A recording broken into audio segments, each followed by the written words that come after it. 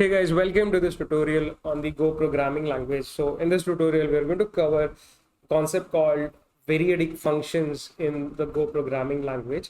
So what basically this does is this function is a function that can be used to pass n number of arguments. So if we have a use case or requirement where we can pass n number of arguments, so then that function becomes a variadic function. So let me create here a function called adding numbers. So let's say that we don't have a fixed amount of parameters that we can pass to this function called add numbers.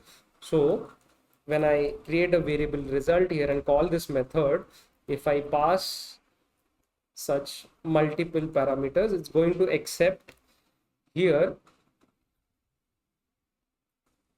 all these parameters and it's going to accept it as a slice. So slice is basically an array in Golang. So if I want to create a slice here, I can say X or I can say num, and I'm going to use a spread operator here and then give the data type. Let's give a return type as int also. Now I'm going to initialize the sum as 0 for now. And now as this is a slice, we can iterate over it using the for loop. So I can have the value for this particular slice and I can say the sum is equal to sum plus value, and as we have a return type of int, let's return sum from this function. And now let's print the result variable that we just called now. So if I go ahead and run, you can see that I'm getting 200 as an output and I have passed n number of arguments to this function add numbers, which is a variadic function. Now if I add one more argument like 50 over here, then let's see what happens. I should get an output of 250, and that's exactly what we are getting over here.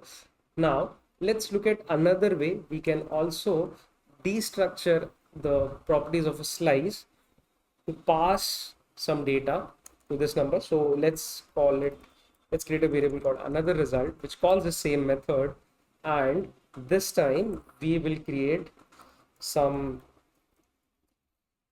array of new numbers. So let's initialize it with some data, and let's pass this using the 3 triple dots as operator over here, and let's now print this to the console. So there you go. Now this is going to be passing individual arguments, and here over here this is passing a slice